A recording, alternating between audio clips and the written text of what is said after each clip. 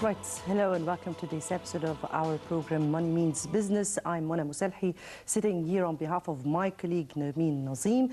Today we'll be speaking about tourism and how tourism is evolving. We are nearing to an important season in the Egyptian tourism. It's just 1 week before the Christmas times and the New Year. I guess this is an important season Egypt will be witnessing in this upcoming stage.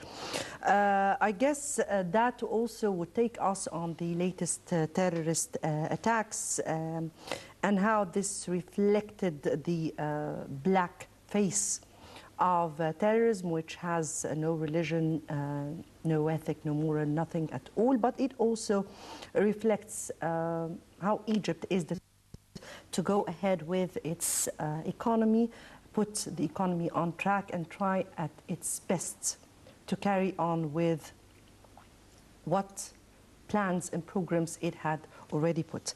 This is what we will be speaking about, how this could reflect on tourism, how the tourism is really impacted, but rather how tourism or how are we preparing for the upcoming seasons, rather. All this will be speaking about and more. Let me first welcome our distinguished guests. Of course, Mr. Walid Al-Battouti, the World Federation Tour Guide Association representative. Thank you very much for being with us. Mr. Akram Alem, International Tourism Lecturer and Tour Guide. Thank you very much for joining us. Thank you for having me. And before we proceed on with our discussion, let me first here take a note on how things are evolving here in Egypt. And today, President Fattah al-Sisi met with head of the German opposition, Frank-Walter Steinmeier, in Cairo, where they discussed bilateral ties and a number of regional and international issues of mutual concern. Steinmeier had visited the St. Peter and St. Paul Church, where last Sunday's deadly bombing took place. He praised the swift announcement of the identities of the terrorists involved in the bombing and President Sisi's instructions to restore the church within 15 days. The head of the German opposition called for unity among the international community in facing terrorism and tracing its financial resources. Of course, this, if it shows that, it only shows how the world are really reacting to terrorism, which has been a hit to the whole world, not just Egypt. On another positive note, the Fitch rating agency, and that came today, just a few days from the bombing, the Fitch rating agency has maintained its outlook for Egypt at level B, as well as a stable outlook on long-term foreign and local currency issuer default ratings. Fitch said it sees an improvement in Egypt's economic status, adding that the Egyptian government has adopted the policy of exchanging currencies with China, and it has based its rating on different aspects, particularly the economic program the government is carrying on with. Today, we will be speaking about tourism, so to tourism, but just after this very short break.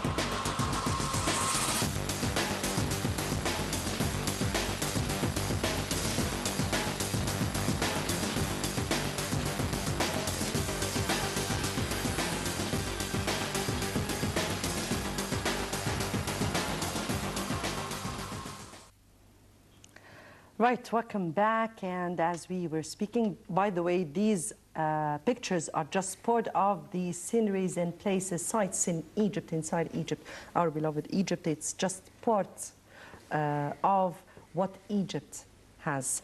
Let me get to you, Mr. Walid, and as we said that we will be speaking about tourism. Now, tourism during the past period has seen some flourishing notes, particularly at the background of some countries lifting the ban, the travel bans on Egypt. That has been a very positive note. Plus, of course, many others, including the World Tourism Organization, calling for the UK to lift its ban. The Egyptian, the Russian, who spoke about Egypt's airport security complies with Russian demands, and many more. You tell me. Well, today I just got back today. I was in Fayoum, exploring my country. It's beautiful. We'll talk about it if we have time. But I get to tell you, I just got back 4 days ago. I was in Lake Nasser and the Nile with 53 Americans, me and my colleague. And we did a trip. And the event that happened, when it took place, we mentioned what happened. And the truth, even though we were in Lake Nasser and the communication over there is not that easy, thank God. But the following day, the president announced the name in full, which usually doesn't happen around the world. That within a few hours, you have the name and the people that has been detained and everything. And people said, yes, we're still feeling safe. This is very normal. Terrorism happens all over the world. It happened in France, and it happened in Belgium, and it happens in the United States itself, and everything. And yes, we understand. And some of them, they said, we've heard that you are the only country really fighting terrorism, Egypt. And they had very positive comments. And they were here in Egypt already, you know. And they felt that everywhere we went, it was safe. I mean, there was nothing towards this. But let me mention something very important that has been mentioned to me by one of the clients. He says, well, that was a couple of days before. The bomb happened at the pyramid. I said, no, it happened in Talbiya. He said, but I saw it on my Facebook and it says the pyramid. I said, yes, I understand. The whole idea was to mention the pyramid because that's the most popular place around the world, not just in Egypt, but around the world. Everybody, every kid around the world knows the pyramids of Giza. He said, but I'm afraid that also Sharm el-Sheikh. I said, where's Sharm el-Sheikh? No. It was Kafr el-Sheikh. But those who did this, right, in my personal opinion, that they want to hit the Egyptian economy, right? So they know that they can't get into Sharm el-Sheikh, so they did it in Kafr el-Sheikh, depending that the media abroad is just going to keep repeating the name Kafr el-Sheikh, and people in their mind would think of it is Sharm el-Sheikh, you know? So in my opinion, they were trying to hit the Egyptian economy. Why? The tourists I had with me, everywhere they go, they were very generous. They've been buying things, and people were happy, and they did ride the camel, and they bought an extra drink, and they did this, and they did this. And it's beautiful to see them, you know, when they're dealing directly with the vendors, okay? And people were happy. Where is these dollars are going to end up at the end of the day? It's going to end up in a bank, and people will go and exchange because they want the Egyptian money. So far, the cancellation is nothing really to be mentioned. You know, we have to be optimistic, right? We cannot sit and moan all the time. We have to be optimistic. We have to show things. As I just told you, all these years, I never knew that we have what we have in Fayoum. And we need campaigns. This is out of this world. It is so beautiful. If anybody haven't been to Fayoum, you have seen nothing. And this is just one place in Egypt.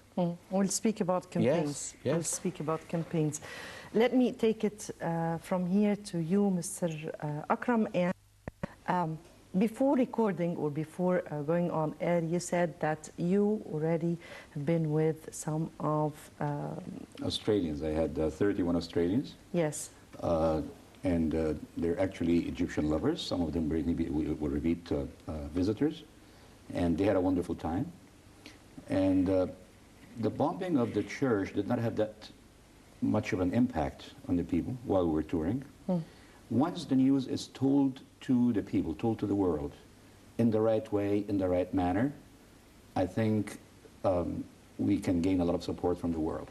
To tell you the truth, the bravery of the Christian congregation in Egypt and the churchgoers to the particular church, the support and the high morale they showed to the people, and the love and the support and the solidarity of all Egyptians with the victims has taught the world a lesson, has taught the world that very strong lesson that Egypt is against terrorism. Let me also bring this into the spotlight, that terrorism was not directed to hit the tourists, it was rather to hurt the economy. It was rather to cause a mess among the people and to sort of make the Egyptians depressed and see no future coming. And I think they very much failed in that. The love and the support the Christian congregation received from the entire country and from the world has proved that terrorism is nothing. We will beat terrorism like we did before.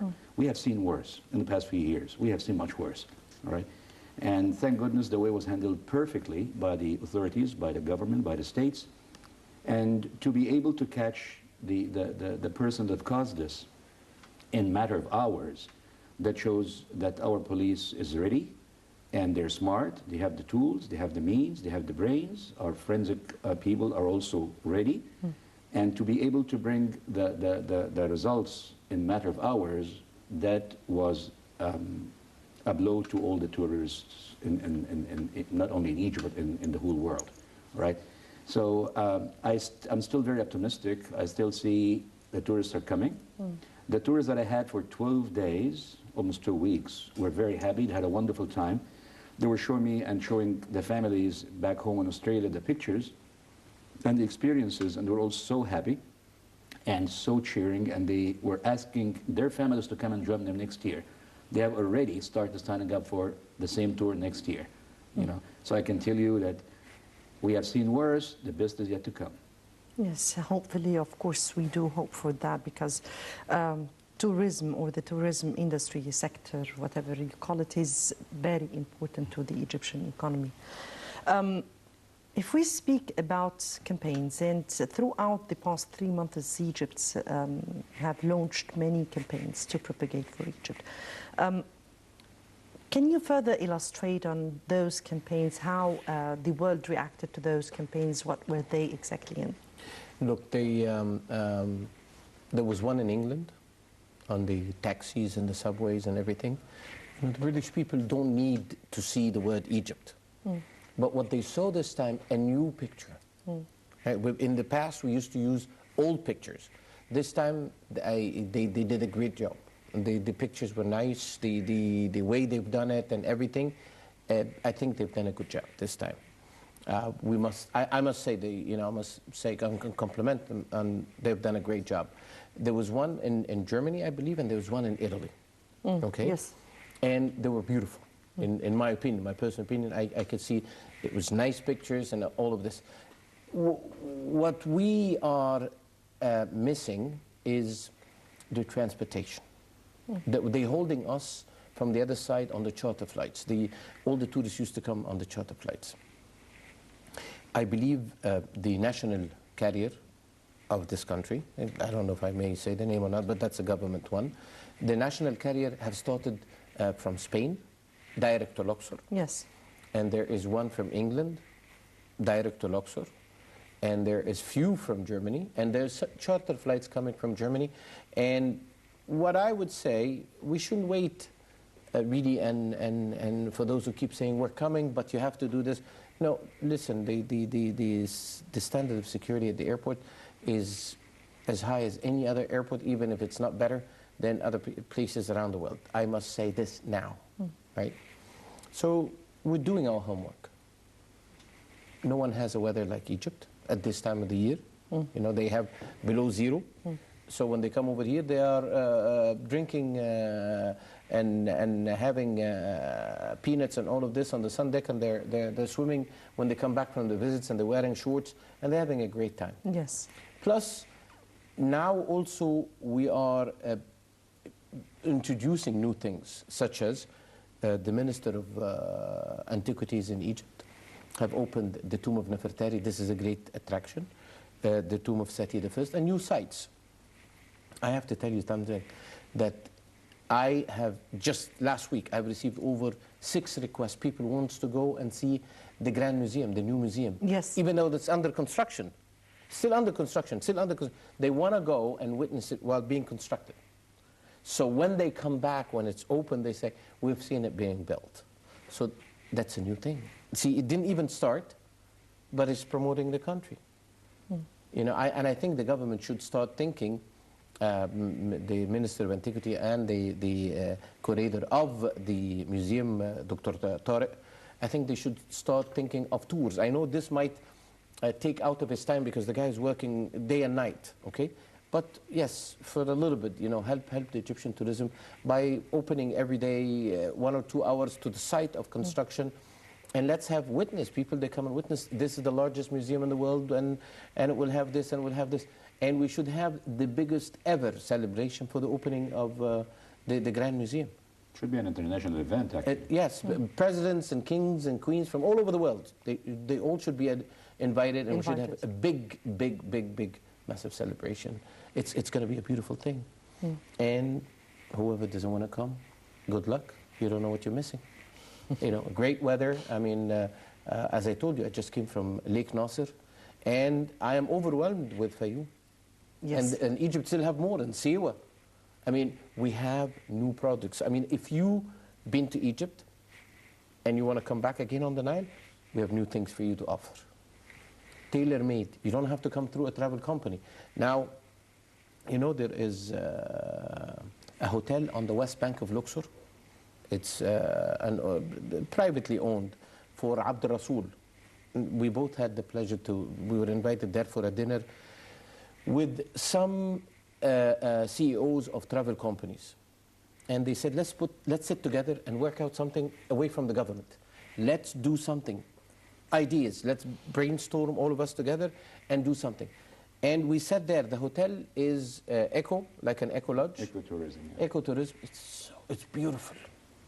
Why aren't we promoting tourism at night in the West Bank of Luxor?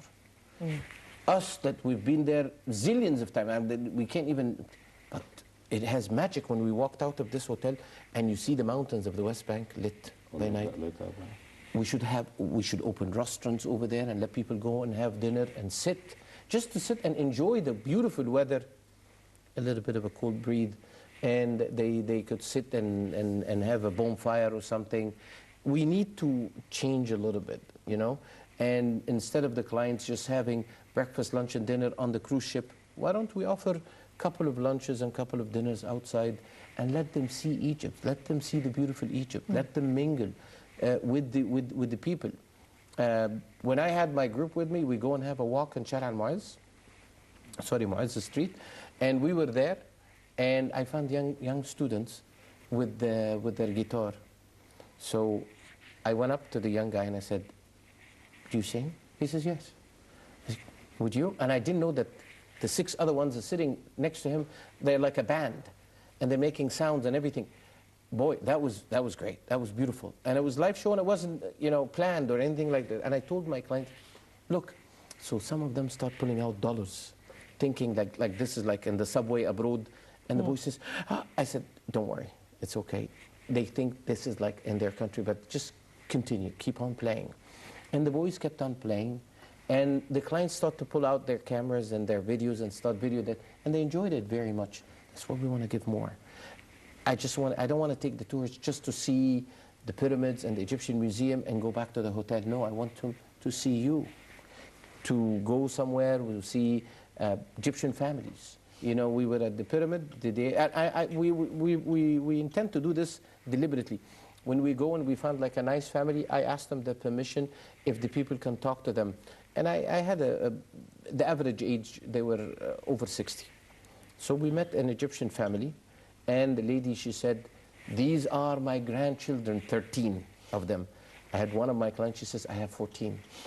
And I was in between both the Egyptian woman and the American lady. And the woman, she said, all what I remember out of Egypt, my visit to the pyramids, and my friend, the lady that has 13 grandchildren. Yes, so it's people-to-people contact. It's people-to-people contact. And the Egyptian people, beautiful. I mean, nothing is planned. Nothing is planned. Egypt has a lot to offer, a lot. But we need to change a little bit. Instead of just giving pyramids and museum, we should add more in the programs that the people mingle with the Egyptians directly, not just me. No. And we should, me and Akram, we always ask, why don't we have live bands in the squares? Very much appreciated efforts by, of course, people like you, Mr. Batouti, indeed. And of course, people who are truly working in the tourism sector. Let me take it here to governmental efforts. Let me first get back to that same question from a different angle about the tourist promotional campaigns. I want people to know that when you do a campaign like this to promote tourism to Egypt or to anywhere in the world, you are not campaigning to bring the tourists tomorrow or after tomorrow. This is for a long term. The idea is that you have to change the negative image of the destination, and that will take years. This is not something that will happen in an overnight. There's no way that you will do the campaign and you catch your crops the next morning. No way, forget it. So the campaigns are for a long-term appeal. In the meantime, as Mr. Walid just said, we have to concentrate in the humanities of the people. We have to show the world another Egypt. Egypt from a human perspective, not only a historical perspective, an inspirational Egypt. People don't know that this country has inspired millions of people through history, you know. We have to bring this out. So our target now when we do these campaigns is not to bring the tourists tomorrow or the day after. No, we're planning to bring the tourists in years to come, you know. So the results of these campaigns will not show momentarily. It takes time. Good. Speaking of the same subject again, I remember we have invited some bloggers, world international bloggers, people that are followed by thousands of people over the world. And one of them, she was with me like a month ago, and a very fine lady from the US. And we were in Aswan together, and she's sitting in the car, just the two of us, and there was this beautiful Nubian family walking by. So my client just got the camera out and she wanted to capture a picture of this Nubian family. And without any planning, without any directions, the little girl just brought her hands out when she saw the camera pointed at her, and she did a heart sign to the tourist. To the camera. This picture now is circulating the world. This picture now is a big hit all over the world. And the photographer wrote a beautiful, beautiful statement under the picture, and she said, I just showed the camera, and this very lovely girl, you know, give me a heart, you know. So there's so many things that we should That was the plan, huh? No. I don't know the girl, and nobody knows her. We're just walking by. It's just, you know, the attitude of Egyptians, by the way. And by this, I'm asking all fellow Egyptians, all of them, in all walks of life, do not publish negative news on Egypt on the social media. Please do not. You know, try to make it look right. You are hurting your country when you are publishing negative news from Egypt. I don't know what agenda are you serving, but the thing is, every word we write on the social media is translated, and it's and it goes everywhere in the world. Yes, for an instant, let me here take a negative, I don't know, initiative. I don't know how to call it exactly, but it was on the social network, and namely the Facebook. And it was Mark Safe. Yes, I had my comment on that, which is mark yourself safe. This is something that only happens when there is a natural disaster. Exactly. Yeah. Unfortunately, the people went and marked themselves safe blindly without knowing that they're hurting the image of the entire country. This is a terrorist attack that only caused you know, minor damage. And why it didn't happen during the incident in France and and the bombing in Belgium. And I mean, we should be more wise. We should know that every bad and negative remark we write on Egypt hurts the economy of Egypt in the long run. I don't want the Egyptians to destroy their image as a nation without knowing that they're doing this. You know, oh, the sugar shortage, the this, the that, this, you know, we are hurting the nation without knowing. We are helping our enemies, you know, we're campaigning for them. So let's all be wise, and let's all remember and understand that whatever we write on the social media is read and translated everywhere in the world. Yes, Okay. indeed. Of course, in a while we'll be discussing Egypt's tourism numbers, increases 7% in October against September. We'll also be discussing the World Tourism Organization call for lifting bans on Egypt. We'll also be speaking about security that has been imposed in the Egyptian aeroplanes and the security situation at large. Of course, we'll be doing that, but after this very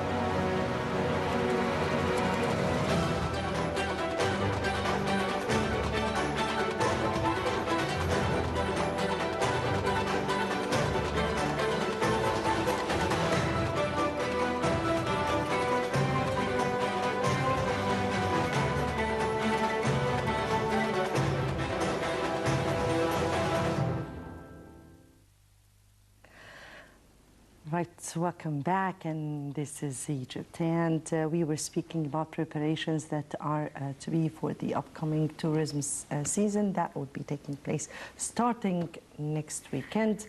Let me take how you view governmental preparations for the upcoming season. What's your expectations?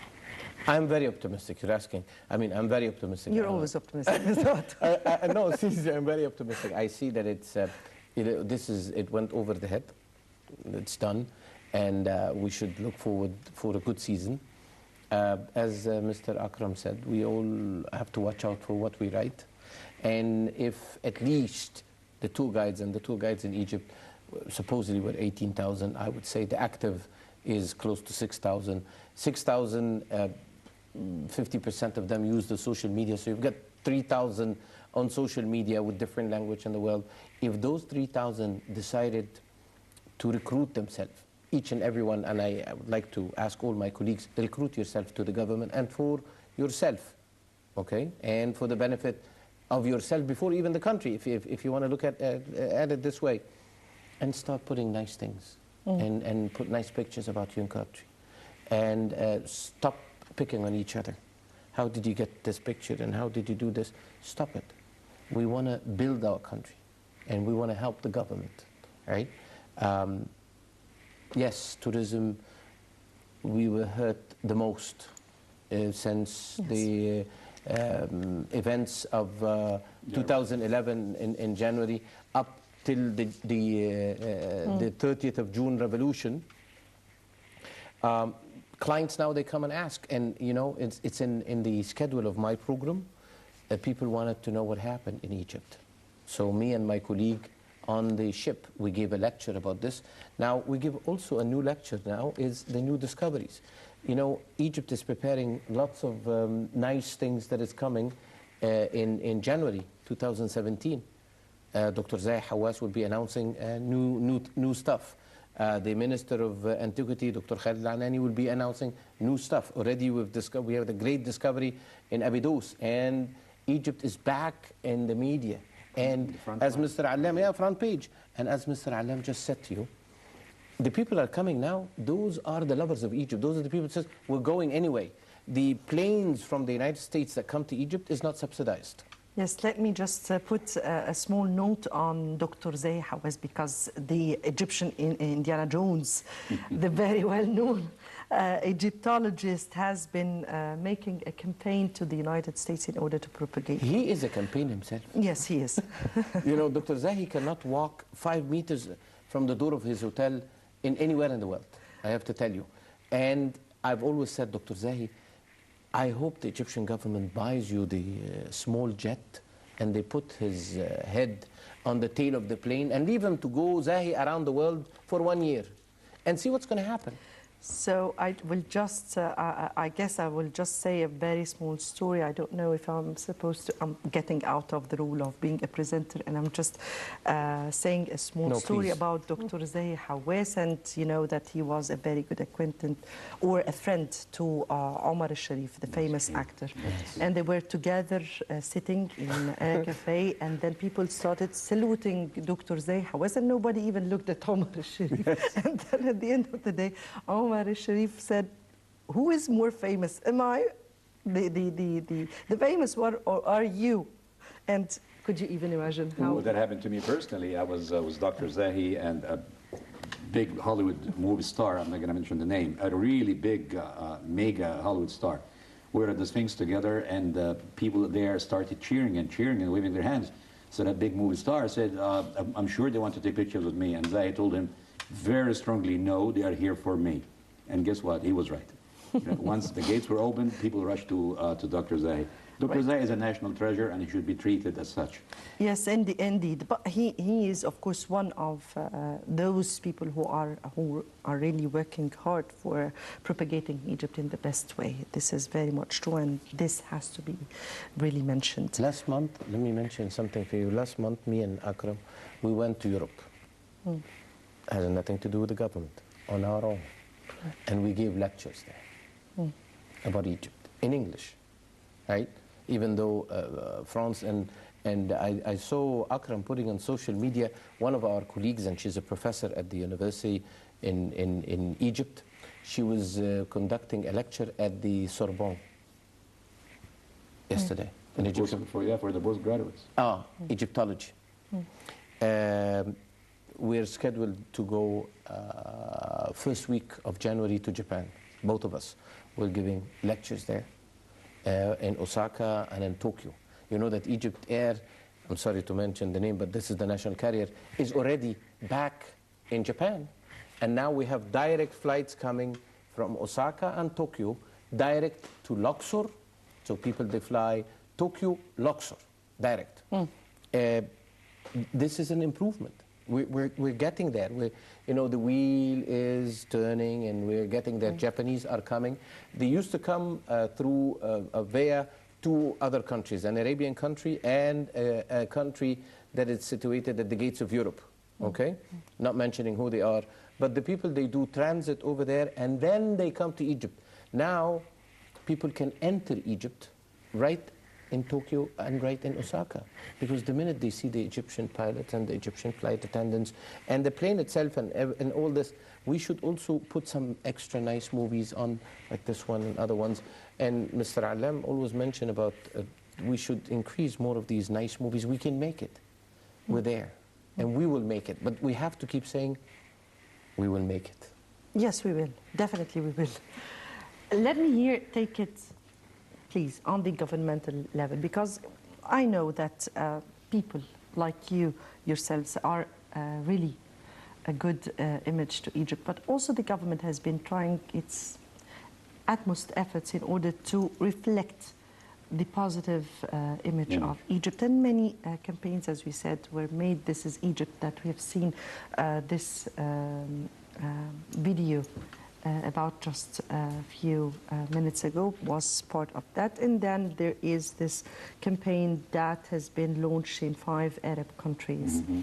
How do you view the government's efforts so far in trying to portray the image? I think the government's efforts are really good and really productive. But as I told you, we have to wait. We have to give it its time. In a recent meeting with high officials at the Ministry of Tourism, Mr. Walid and I, we sat on a table like this, and we were told that the government, the Ministry of Tourism, would be launching a very interesting campaign where every Egyptian citizen would be part of. Now, they would be asking Egyptian citizens, especially those who work in the tourist field, to be bloggers, to write to their friends, to their acquaintance, to Why the don't you make the companies. announcement? We can make the announcement and give it the exclusive to this show. Please do. That's Yes. an exclusive. Very soon, the Ministry of Tourism will launch a campaign based on tour guides and people that work in tourism. We'll start with tour guides Start first. with tour guides in every language. And the initiative is to write about a personal experience that happened to you on one of your tours that's very positive. And it had a very positive impact on you personally and on the tourists you were guiding. And it will be a competition. The post that will get most likes, they will be rewarded financially by the state.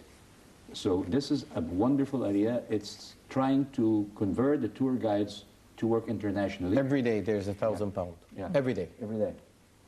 So this is trying, because every one of us had stories. You know, we've dealt with the world.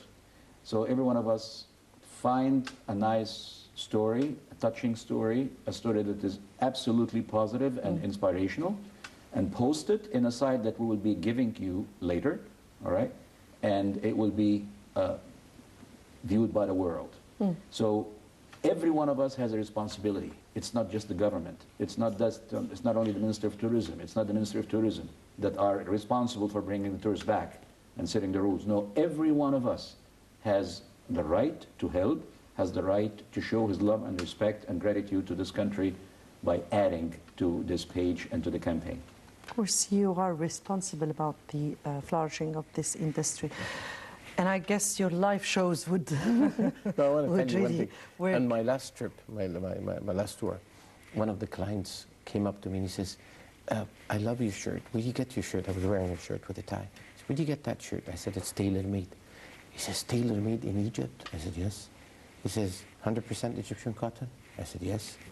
He said, can I see your tailor? I called him. The guy came to the hotel. So he said to me, do I charge him like I charge you in Arabic? I said, you can make a little profit. He says, no, let's open business to him. So he charged him exactly what he charged me. And the guy couldn't believe, because at the end, to him, it was $15, $20.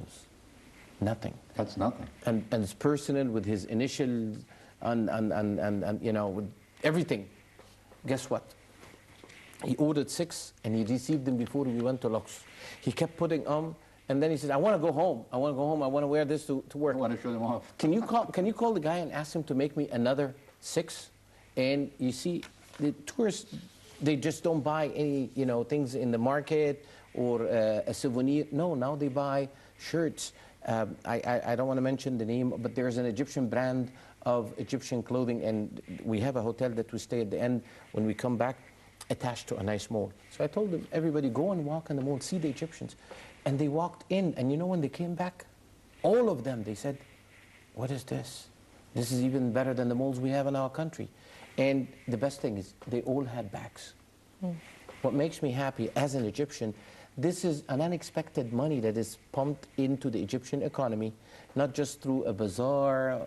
But that also make a propagation for the Egyptian industry, or for the things that are being fabricated here in Egypt, and that we should be really working with Egyptian factories and manufacturers manufactured here in Egypt. Yeah. Yes, very much. Bed sheets Speaking and of towels. money, because money means business, the floating of our Egyptian currency is certainly bad for us, but it's wonderful to the tourists.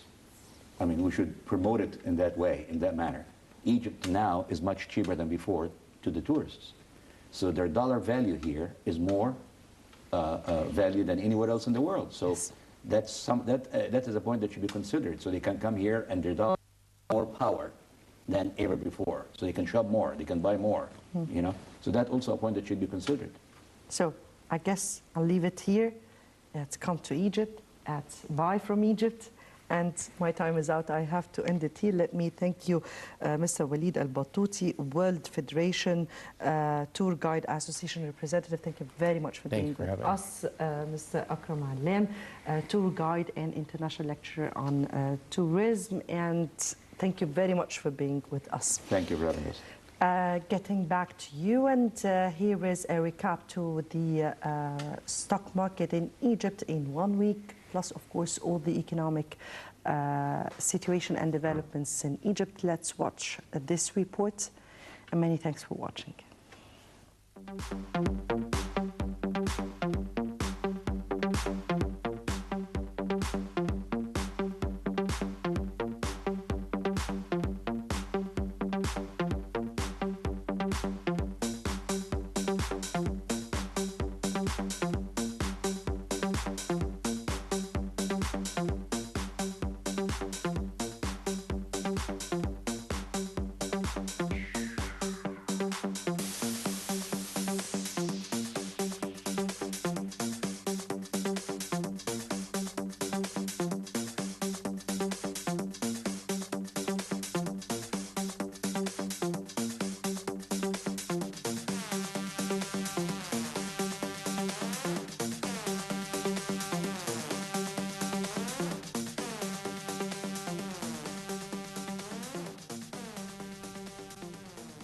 Capital Economics expects the inflation rate in Egypt to jump in the coming months and to hit 20% in 2017 and 12.5% in 2018.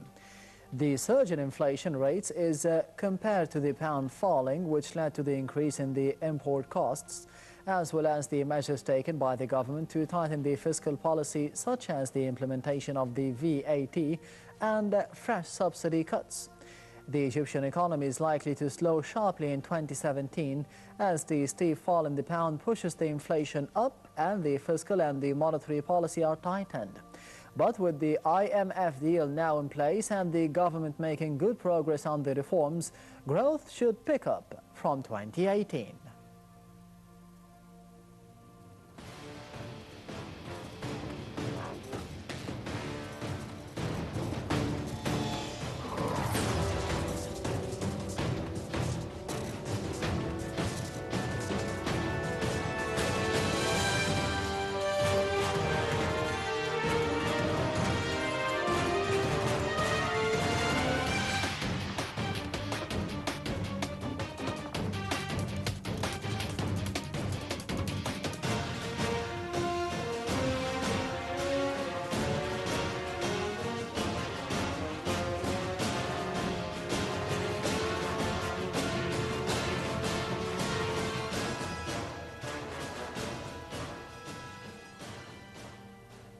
The decline of the Egyptian pound against the American dollar continued with the transactions completed at 18.15 to 50 Egyptian pounds per dollar for buying and 18.4 to 18.8 Egyptian pounds per dollar for the sale by 12:25 Cairo local time.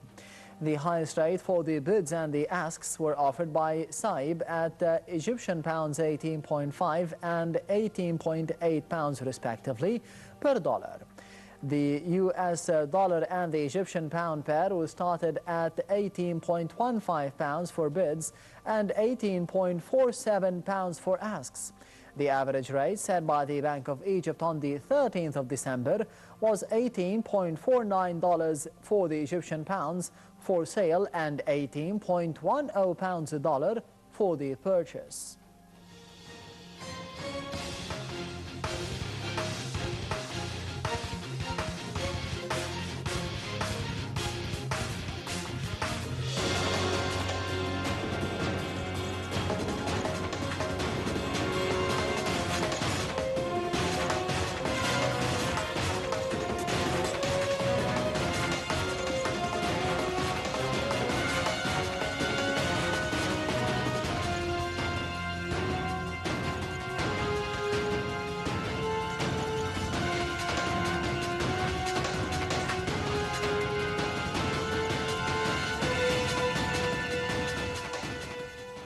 The Minister of International Cooperation, Sahar Nasr, said that the African Development Bank, the AFDB, approved granting Egypt the second tranche of the 3-year loan. The second tranche is worth $500 million out of $1.5 million loan program, clarifying that Egypt had received the first tranche in January of 2016. Earlier, the minister announced signing a credit facility agreement with the bank for supporting the Egyptian Comprehensive Economic Program and the budget.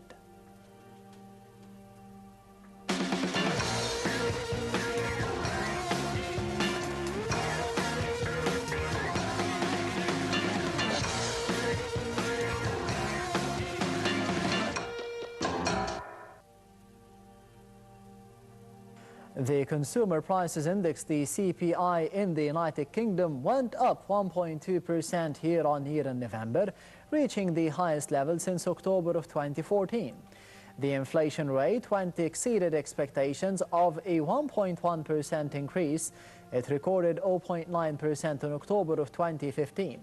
As the data shows, the rises in the clothing and the car fuel, among other goods, contributed to the rise.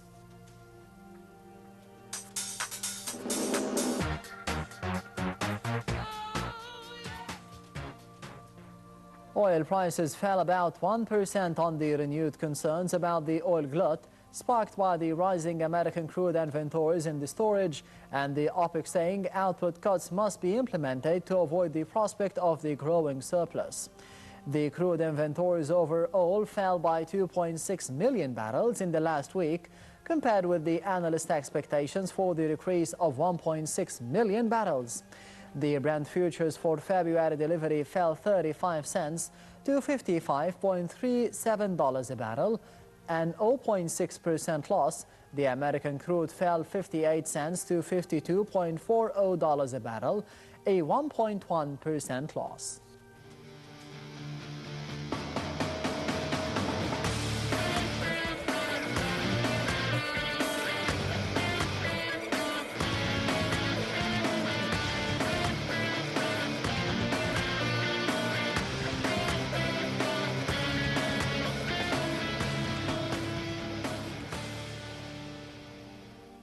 China has filed a complaint with the World Trade Organization over the way that the US and Europe use anti-dumping rules against it. Countries that sell the exports below the cost of production, usually to get the market share, have to pay the duties as punishment. But Beijing says that the rates should now be reduced because China has been a World Trade Organization member for 15 years. The US has signaled there would be no change in the approach. Authorities in Washington and in Brussels are keen to preserve tough rules, prevent cheap Chinese products flooding their markets.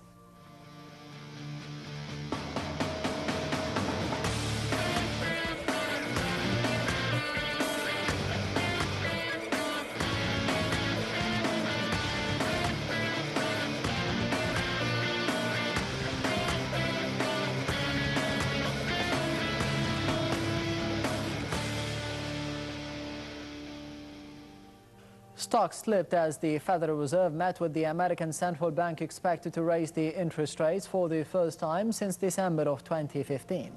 The Dow Jones Industrial Average was recently down 7 points, or less than 0.1%, at 19,904, after the blue chip index closed at the 25th record of 2016 on Tuesday. A decision by the Fed not to act would come as a major surprise to the financial markets. The Fed funds futures used by the traders to be placing the bets on the central bank moves signal a 95% chance of the quarter percentage point raise. The Stoxx Europe 600 fell 0.5%, and Japan's Nikkei stock average was little changed after both settled close to one-year highs.